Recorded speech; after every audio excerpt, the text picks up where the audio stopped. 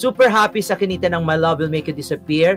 And Paolo, segue na rin natin, Cory Vidane sabay nag-birthday. Pakita natin ang video. Alam mo, may pressure na talagang pili. Ay, walang video. Meron pa post ng kaya sobrang tayo. pilit na talaga. No? Gusto talaga na malaman kung magkano ba exact ang kinita ng My Love Will Make You Disappear. Ikaw nakakausap mo.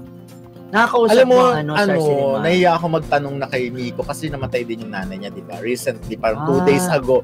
Alam mo namang namatay yung nanay niya. Kukulitin ko, Miko, magkano kinita ng My Love Will Make? Hindi na, siyempre, ang masasabi ko lang siya, condolence, diba? Nakikiramay ako. Eto nga, nababother ako kasi sa totoo lang, marami nag-message sa akin, nag-forward ng mga message sa social media na may nag-post na 1.5 billion daw ang kinita ng Kim Pao. 1.59 iba, diba? Oo nga, ngayon ako, napapressure ako, na-stress ako. Totoo po ba ito? Sabihin nyo naman po sa amin ng totoo. Hindi po ako tiga Star Cinema. At kung meron man po akong alam, hindi ko magagawang pangunahan ng Star Cinema. Pero the mere fact na nag-Thanksgiving sila, ibig sabihin, kumita yan. At nababasa naman natin yung ibang mga comment, ibang mga fan na nag-comment na kumita man yan kahit 1 billion o 1.5 billion, ano na yon, bongga na yon, tanggapin na natin. Sila naiintindihan, malawak ang kanilang pangunawa. Kasi yung iba, nasa competitive idea sila. Kailangan talaga may labanan portion. May labanan, wala nang ganun. Kami, kahit pilitin nyo kami kung sabihin ko man kung magkano ang kinita. Although alam ko nung first week, pati nung second week, pero hindi ako maglalakas loob na sabihin sa inyo. Kasi ang nagtiwala sa akin si Miko na sabihin yun kung magkano, tas alam nga, maunahan ko pa siya, diba? Although marami nangungulit. Pero ang sasabihin ko, maging happy na lang kayo. Ayoko nga i-compare sa Hello Love Again, pero tigilan na natin pag-compare sa Hello Love Again kasi iba basta yun successful ang movie na to. Paulit-ulit nating sinasabi, iba po yun, dalawang production ang nagsama at napakarami pang kumarga dyang mga sponsors at kung anik-anik. Ito talaga, sole production ito ng Star Cinema at talagang itinawid nila. Biruin nyo sa gitna ng pagkarami rin mga projects na meron pang Cut din, tapos meron pang yung kay And the Breadwinner Is, tapos meron pang ganito. Alam nyo, isiningit yan as in commitment yan. To the point na ano na nga sila, di ba, binawi na nga nila yung unang play date na supposedly February 14, tapos inimove na nila ng 14 pa? 16 or 12, February 12 or something, basta February bago Basta ako, ang masasabi ko lang, kung kumita man ng 600 million ang My Love Will Make You Disappear, saludo na ako. Okay na yun, as in. Yun lang yun. Tinalbugan niya na yung iba. Huwag na tayong ng 1.5 billion, 1 billion, kasi bakit ang unang pelikula naman ng Cut din, di ba? Ay, di ba Cut din?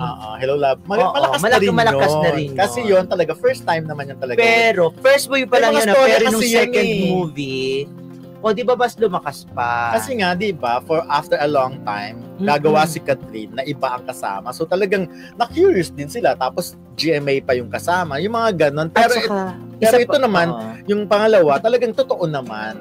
Nung naghiwalay, mas na-curious. At saka isa pang resibo talaga na may clamor talaga para sa Kim Pao, hindi lang sa pelikula. Yung susunod nilang project. Correct. Kasi kung ganun-ganun lang, kumbaga parang pinalalabas na Thanksgiving para lang masabi na Thanksgiving at para lang mas papalubag loob sa mga fans. Hindi naman gagawin yun. Hindi magkakaroon ng susunod na project. Mismo hindi pa nga natatapos ang show ng pelikula, sinabi ng gano'n, di ba? Nagparamdam ng mga may susunod ng project, which is, ibig sabihin, malakas talaga ang Kim Pao. Huwag nyo na lang i-compare, please. At saka isang matamis na ngiti ang sinagot. Hindi.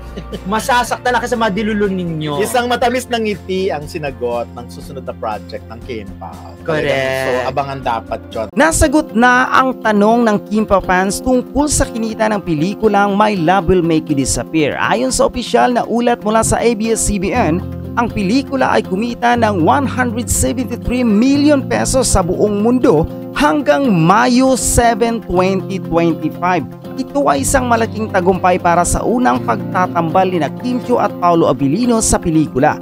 Bago ang opisyal na anunsyo, kumalat ang balitang 1.5 billion pesos ang kinita ng pelikula na nagdulot ng kalituhan sa mga tagahanga. Ngunit ngayon, malinaw na ang aktual na kita ay 173 million pesos na malayo sa naunang kumalat na impormasyon. Sa kabila ng maling balita, tinanggap ito ng buong-buo ng mga solid Kim Pao fans worldwide at bumati pa kina Kim Chiu at Paolo Abilino sa kanilang tagumpay. Ang pelikula ay ipinapalabas sa mahigit 30 bansa kabilang ang Estados Unidos, Canada, Australia at iba pang mga bansa sa Asia at Europa.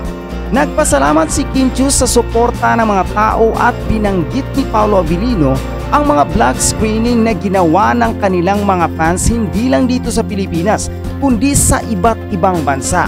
Ang kanilang dedikasyon at pagmamahal sa pelikula ay naging malaking bahagi ng tagumpay nito. Bago ang opisyal na anunsyo ng ABS-CBN na 173 milyon na pesos ang kinita ng pelikula, ang My Love Will Make You Disappear ay nagpakita ng malakas na simula sa box office. 12 million pesos ang kinita nito sa unang araw ng pagpapalabas na siyang pinakamataas na opening day gross para sa mga lokal na pelikula sa taong 2025.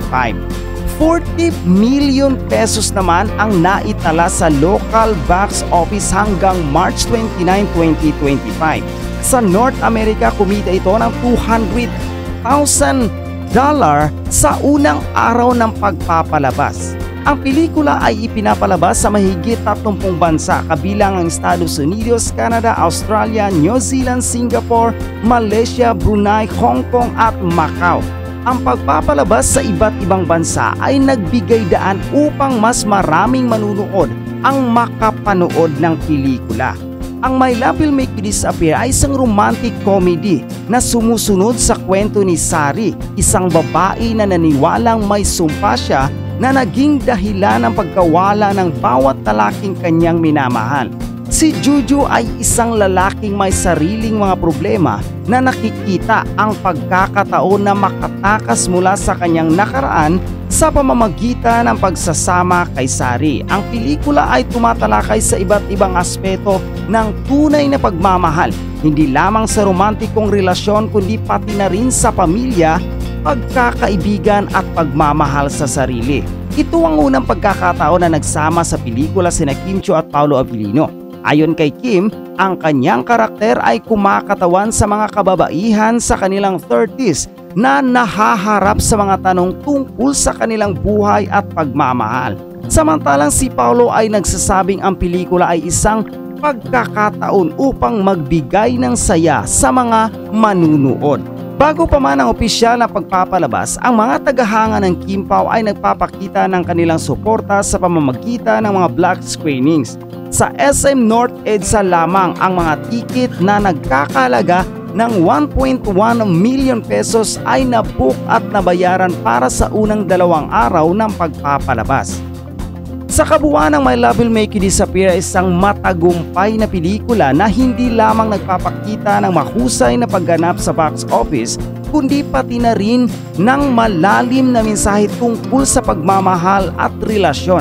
Ang tagumpay nito ay patunay ng dedikasyon at suporta mula sa mga tagahanga at ng mahusay na pagganap ng mga pangunahing artista. Ang balitang ito ay isang magandang patunay ng patuloy na pag-usbong at tagumpay ng lokal na industriya ng pelikula sa Pilipinas. Ang pelikulang My Love Will Make You Disappear ni Kim Chiu at Paolo Abilino ay hindi lamang isang romantikong komedya, kundi isang simbolo ng dedikasyon, suporta mula sa mga tagahanga at ang kahalagahan ng lokal na kwento sa pelikula.